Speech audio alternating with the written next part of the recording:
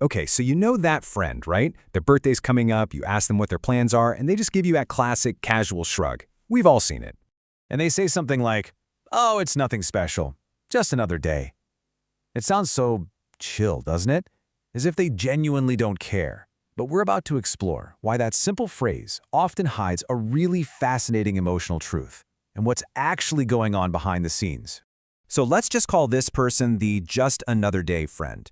Their seeming apathy isn't just some quirky personality trait, it's a psychological puzzle. And once you understand the pieces, you might see them in a whole new light. That casual shrug, that whole dismissal of their own special day, it's often a form of secret armor.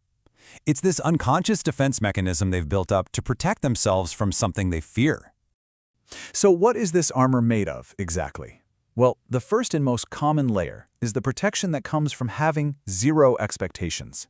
I mean, think about it. For most of us, a birthday is filled with hope, for calls, for kind gestures, for just feeling seen. But for this friend, high hopes feel like a massive risk. This kind of self-protection is actually what psychologists call an emotional defense mechanism. It's basically an unconscious strategy our brain uses to shield us from uncomfortable feelings, like disappointment, and to keep our sense of self intact. It's armor we don't even know we're wearing. This quote really just captures the core logic perfectly. Their mind has learned that hoping for something big just opens the door to being let down. So, by expecting nothing, they're trying to bolt that door shut. And here's the internal trade-off they're making. On one side, you have high hopes, which bring the risk of feeling forgotten.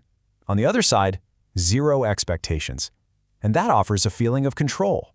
They've created a scenario where no one can possibly fail them, which is a really powerful way to manage your emotions. But managing expectations is only part of the story. For some, this behavior is tied to something much, much deeper. It's about how they value themselves. And this brings us to the burden of self-worth. You see, a birthday kind of forces a moment of reflection. And for people who struggle with conditional self-worth, it turns into this harsh annual review. They look at the last year, compare themselves to where they think they should be, and they often land on the verdict, "I haven't done enough."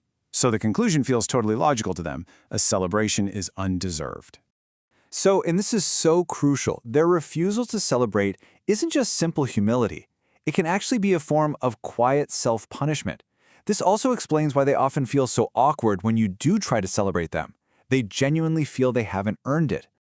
But here is where it gets really fascinating.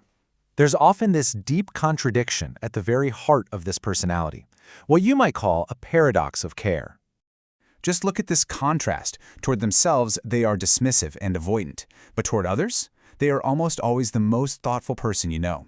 They're the first one to remember your birthday, the one who sends a card. Why? Because they know, on a personal level, the quiet sting of being overlooked. Their incredible empathy is literally born from their own fear of neglect. So does this mean the day is truly just another day for them? Not at all.